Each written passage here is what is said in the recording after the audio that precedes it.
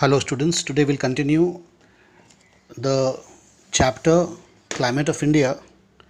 We will continue from monsoons or monsoon phenomena and its mechanism. The word monsoon, as we know, actually is an Arabic word mausim, M-A-U-S-I-M, meaning season. But due to the contact between the Europeans and the Arabians, the mausim word became monsoon, since the Europeans could not pronounce mausim clearly. Hence, monsoon is actually the changing of winds. When the wind changes its direction, reverses its direction. So, monsoons are periodical seasonal winds. They develop because of differential heating as well as cooling of the land and sea. Okay, why does wind blow? Wind blows from a higher pressure region to a lower pressure region. And why is this so? Why are there variations in the pressure? The variation in the pressure is because of the temperature. The higher the temperature, the lower the pressure. The lower the temperature, the higher the pressure. So winds move from a higher pressure region to a lower pressure region. That is why during summer times the wind moves from sea to land, because land is very hot and sea is not yet hot as land. So sea has a higher temperature than the land. So the wind blows from sea towards land. So the monsoon winds are divided into two wind systems, the summer monsoon and the winter monsoon. Summer monsoons. In summer, the land gets heated more than the sea. Hence, they develop a center of low pressure on the land. Over the adjoining sea, the air is comparatively cool and a high pressure develops there. This causes the wind to blow from the sea to the land. It is the summer monsoon. So during the summer time, what happens? The sea takes longer to heat. The sea also takes longer to cool. We can do a simple experiment. We can take a vessel of water. We can take some water in a vessel and we take a brick and we heat both at equal temperature. You will notice that the brick heats faster. It will take some time for the water to heat, but the brick will heat faster. Brick or a stone, piece of stone, that will heat faster than the water. Same thing happens over land and sea. Land heats faster, also cools down faster. Water takes time to heat and also takes time to cool down. So during the summer time, the sea takes time to heat while the land is already hot. So this causes the wind to blow from the sea to the land. It is the summer monsoon. In May, June, July, the plains of the Indian subcontinent are heated by the vertical rays of the sun. The intense heat develops a low pressure. During these months, over the Indian Ocean, a high pressure area develops. So the wind blows from the Indian Ocean northward and northwestward into Asia. As they blow from sea to land, they bring heavy rainfall in some parts of the Indian subcontinent.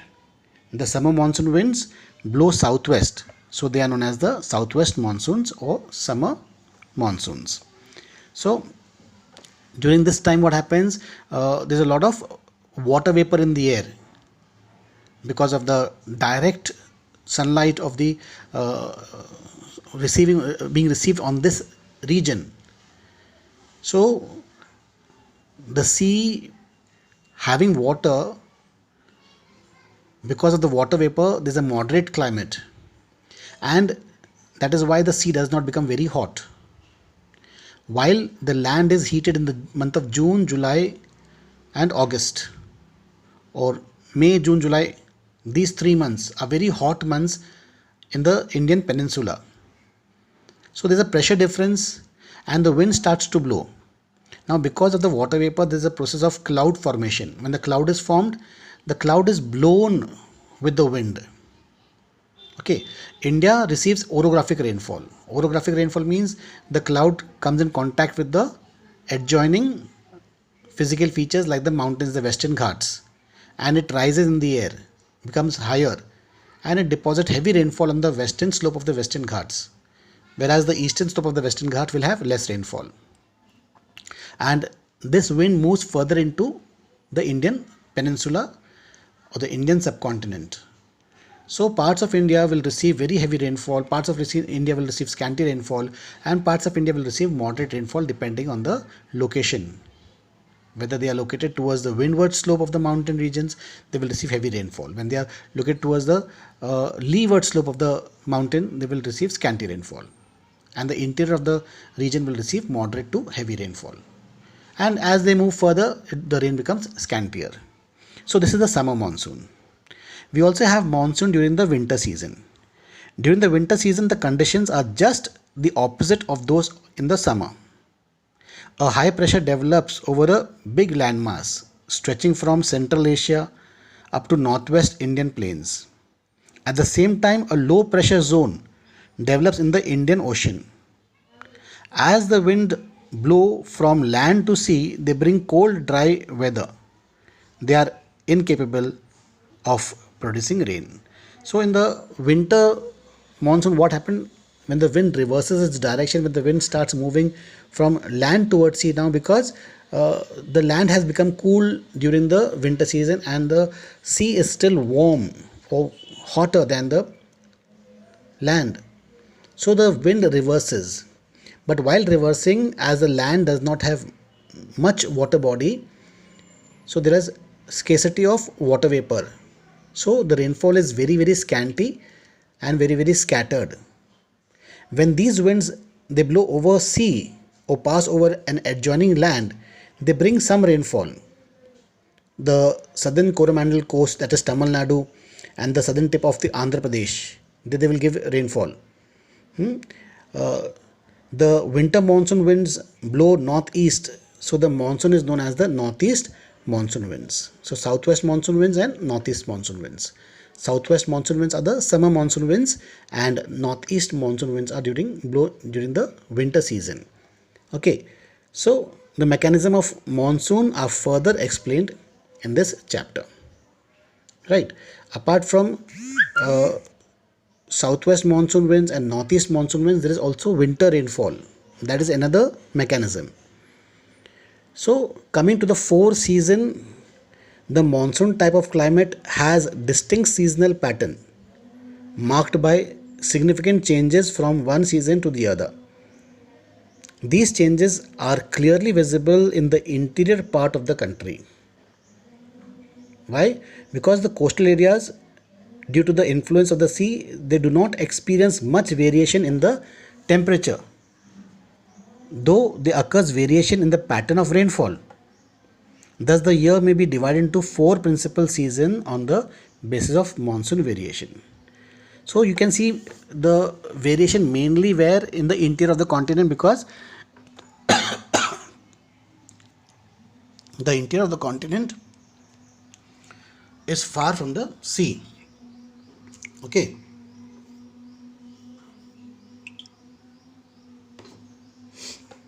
The interior of the continent is very far from the sea, so they are not easily influenced by the water body, adjoining water body, whereas the coastal region, they are influenced by the water body. So for example, the summer in Goa may be 38 degrees centigrade and the winter may be 30 degrees centigrade. So winter is warm and summer also is warm. It's not very hot. But summer in Nagpur is 47 to 48 degrees centigrade and winter is 7 or 6 degrees centigrade. So there's a great variation in the summer and the winter season in Nagpur because Nagpur is far from the sea. So basically there are four variations in the climate of India. The hot and dry summer, that is from March to May. The hot and wet or rainy season or the southwest monsoon, June to September. Then the retreating southwest monsoon, October, November. The cold and dry winter season, northeast monsoon, that is December and February. So in this way the year is divided into four seasons: the dry season, the summer season, the southwest monsoon winds, the retreating monsoon winds, and the winter season. Now the hot dry summer. During the hot dry summer, the temperature in the interior of the continent is very hot. The highest day temperature increases as the heat belt moves from north to northwestern part of India, and the temperature rises around 48 degrees centigrade. This is not uncommon in the interior parts of India, like Nagpur, like parts of Punjab, Delhi, or Indore. These regions will receive very hot temperatures. In the south, because the south has is a peninsula, so the temperature ranges between 26 degrees centigrade to 32 degrees centigrade. Okay, and in the northern parts, the hilly tracts, the temperature is little lower, is not as hot as it is in the interior of the continent. So the hot dry weather is marked by weak winds and dryness over the area. The low pressure over the northern plains draws wind from the surrounding areas and give rise to thunderstorm with strong dusty winds. These winds cause a shower of rain mostly in Punjab, Haryana and Uttar Pradesh. Okay, now here starts the local mechanism of the wind. The local winds, like the Loo, hot wind is called Loo. Okay, so the Loo starts to blow from Rajasthan, Thar desert of Rajasthan, and here in parts of Punjab, Haryana, Delhi. These winds, they blow, they are dry, and they carry a lot of dust in them, so it causes dust storm. A striking feature of the hot weather season is a strong and dusty wind called as Loo, Loo, which blow during daytime over northern and northwestern India. These winds blow. These winds have temperature ranges between 45 degrees centigrade and 50 degrees centigrade, which is not good for health, which is very hot, and it may cause heat strokes. आपने सुना होगा कि लू चल रही है, बाहर मत जाना, कान पे कपड़ा बांध के जाओ, है ना, नौ तपा चल रहा है. That is the time when this hot wind is blowing, and this is very dangerous for health. So there are occasional tornado like dust storms in Punjab, Haryana and Uttar Pradesh. Bhaura type, it turns around. So the thunderstorm accompanied with strong winds, they further move to West Bengal and Assam. Here they bring thunderstorm and rain. So since it is a time of Baisakh, these winds are called as Kal Baisakhi. Okay, and when the winds, they move towards Kerala and Karnataka coast, they bring little rainfall, which is very good for mango, for tea and for coffee. So here they are known as mango showers, because these winds or these rains help in the ripening of mangoes, and when they move towards Karnataka, they help in the blossoming of cherry trees. So here they are called as cherry blossoms. Okay.